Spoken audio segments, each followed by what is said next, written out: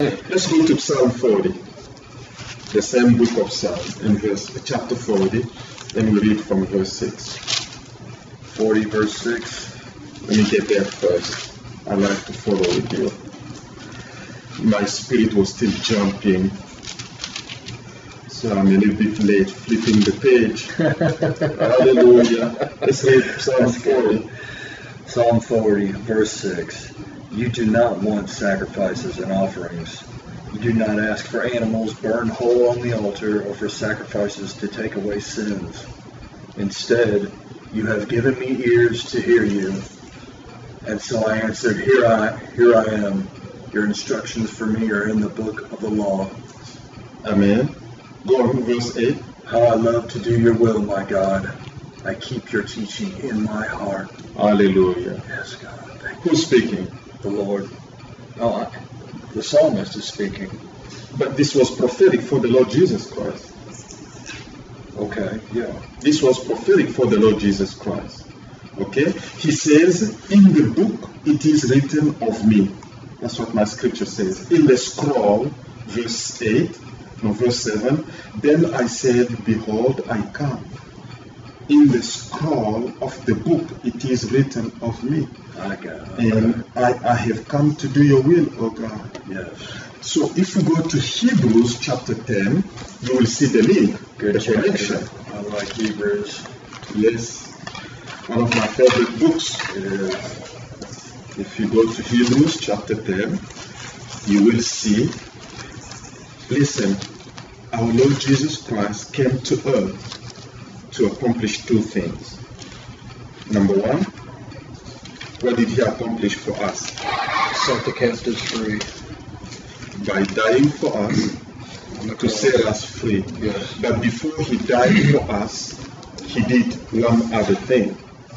If all he came for was to die for us, he could have come in the morning, fall from heaven in the morning at age 33, get killed, and go back to heaven. Yeah. Why did he have to spend 33 years on this earth? Because he also had to set us an example and demonstrate what a son of God is supposed to live like, for us to follow. Thank you, Jesus. He had to set an example for us to follow. Thank you. And so we behold him. See, what Adam couldn't do in the book of Genesis, the Lord Jesus Christ came, and as a man, he demonstrated what we are called to live like. Thank you. Thank you, Jesus. And then he died to make it possible. Amen. Praise God. Hallelujah. And now let's read Hebrews chapter 10. What verse did I say? Let's start from verse 5 all the way to 7. For this reason, when Christ was about to come into the world, he said to God, You do not want sacrifices and offerings, but you have prepared a body for me. You are not pleased with animals burned whole on the altar or with sacrifices to take away sins. Then I said, Here I am, to do your will, O God, just as it is written of me in the book of the law. Amen. Amen. When was he speaking like this? So there was a conversation in heaven before the Lord came between him and his father.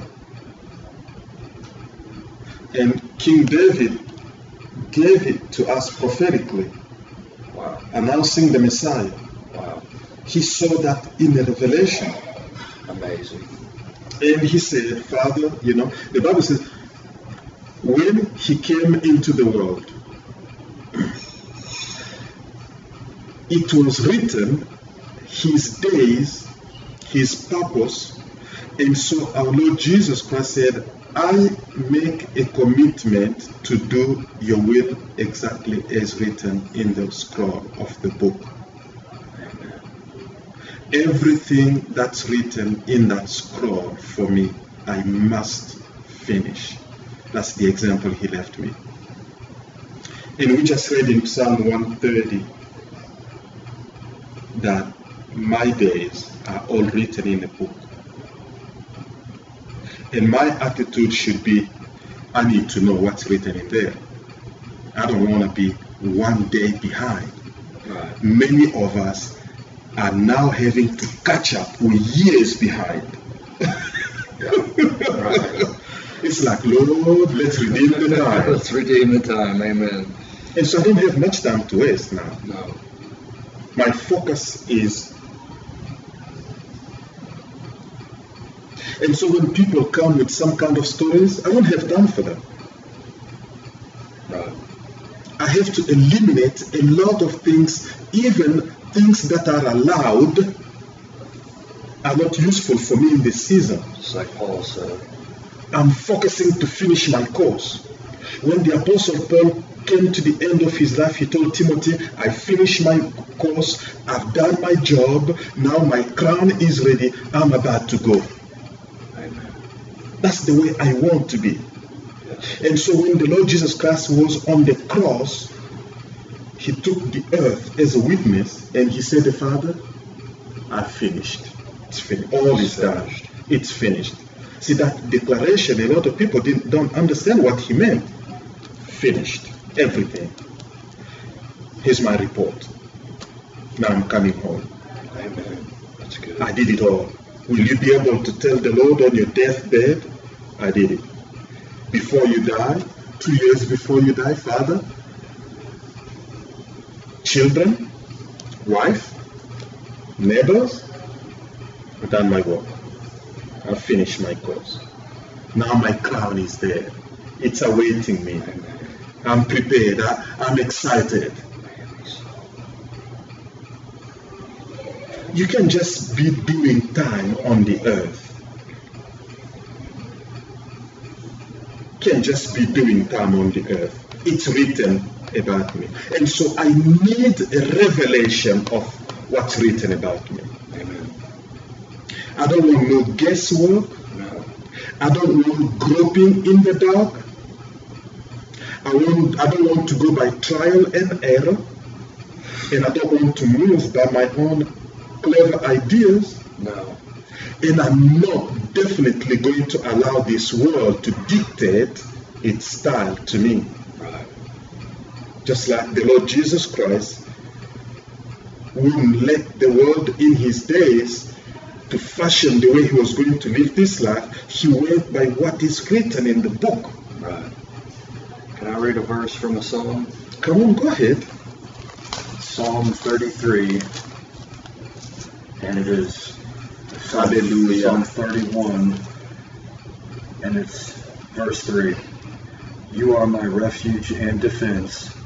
Guide me and lead me as you have promised. Another version says, for your name's sake, lead me and guide me. Exactly. According to, let's go back to Romans chapter 8. According to his purposes. Can you see now? Yes. We're back to Romans 8. He called you. He chose you. He predestined you. God formed a purpose, a plan, intentions, and desires for you in his heart. And then he framed them and put them in the book. And then he said, you were spirit. You were a part of God in heaven. And you accepted to come to the earth. You accepted to become a human being. And you came and you agreed to this. The problem is, remember when your son was a baby?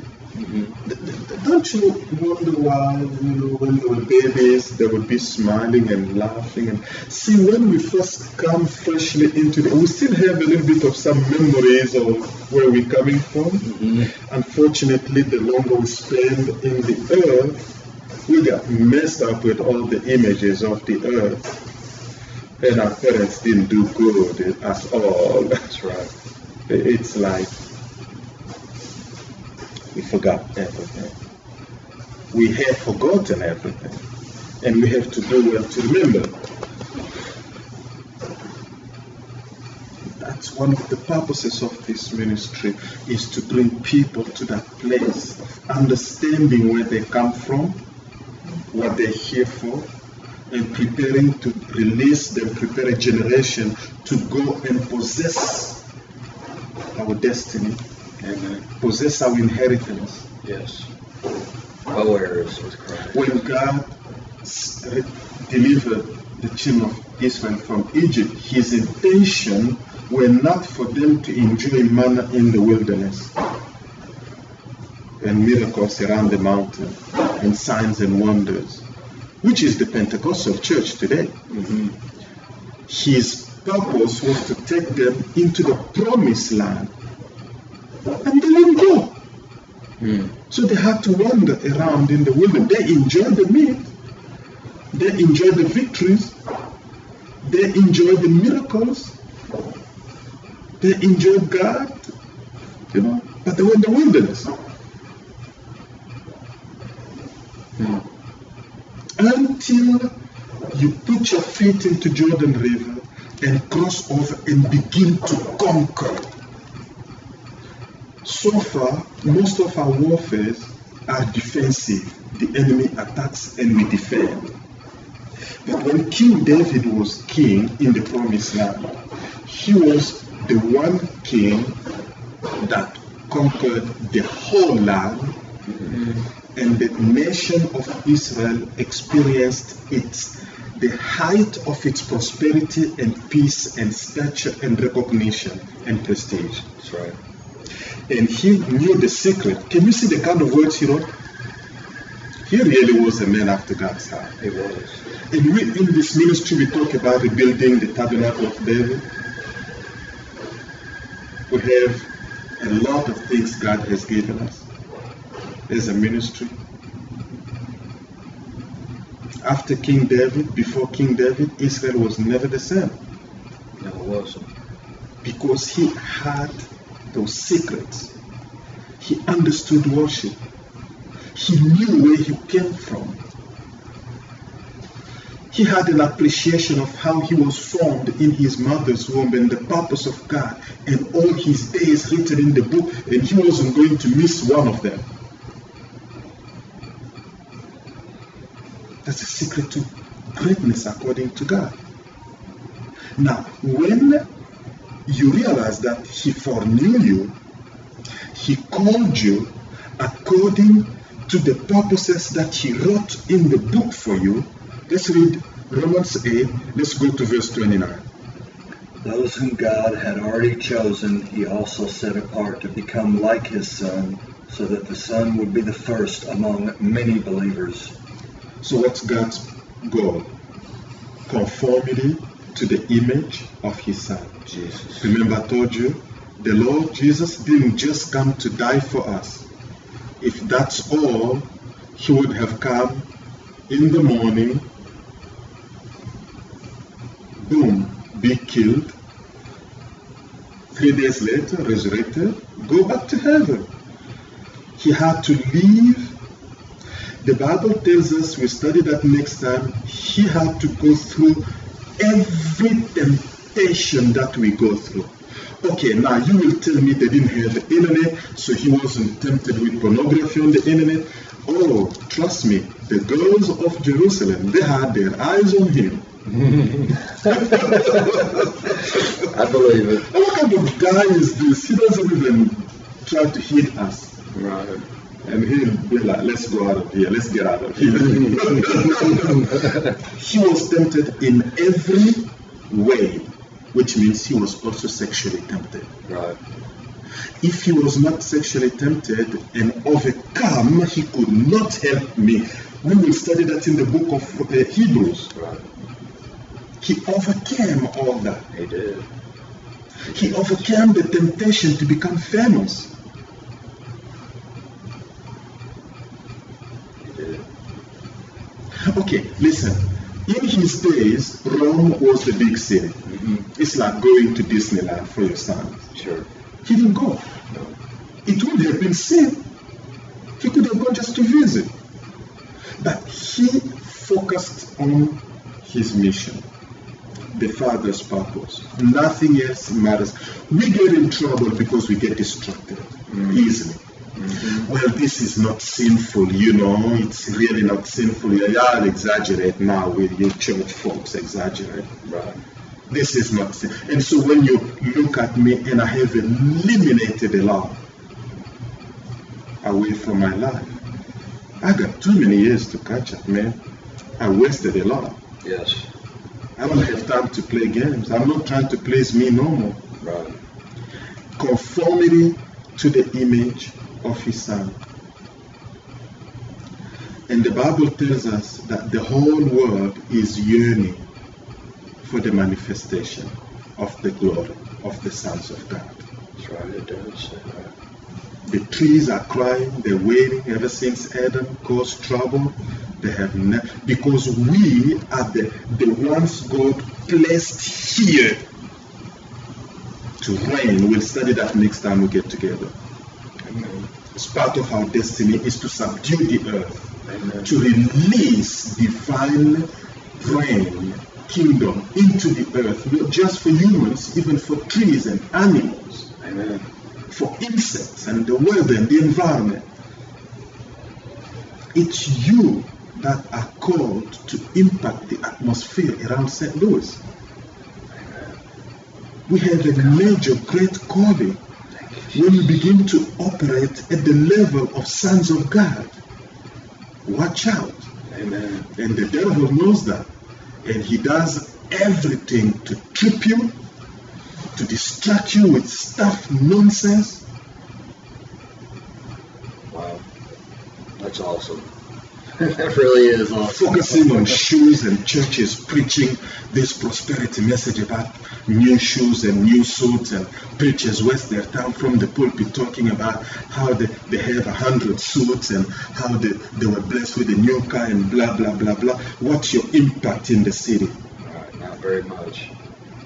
Not to people who don't have, not to people who don't have anything. What's your impact in the city? Zero. The devil is having a party in your city, and you are just counting your suits and changing cars. Yeah. That's all there is about the kingdom of God. Now, I didn't say God can give you those things, but the wrong focus. Wrong focus. The priority is forgotten. Our churches are called, this ministry is called to raise men and women that will walk in the stature of the sons of God. That's the purpose of God giving apostles, prophets, evangelists, teachers, and pastors to the church, is until we all come to this perfect stature of the Son of God. That's good. That's the purpose of the church. You're right. That's the calling. That's the work that we are called to do. Praise God. That's our destiny. Oh my God, to serve you, Lord. That's our destiny. And when we get to that level, hallelujah. See, ministry is about releasing the life of God, the kingdom life of God into the earth. Receiving it from heaven and releasing it into the earth. Amen. Remember, when God created Adam, he was a pile of dirt. What did God do? Formed it. He breathed the life of heaven into him, the divine life into him. When Adam received that, what was the first thing he did? He breathed out into the earth. He released it. That's good. What was the first thing he saw? He saw God. Amen. We have to receive that breath fresh every day and release it into the earth. Release it into your family. Release it into the neighborhood. When I wake up, before I come out, I must make sure, breathe into me, oh God. Let me get with you, oh God, that I may have fresh to release into the earth. Amen. That's our ministry. Thank God. That's good. That's a good ministry. Thank you, Lord. So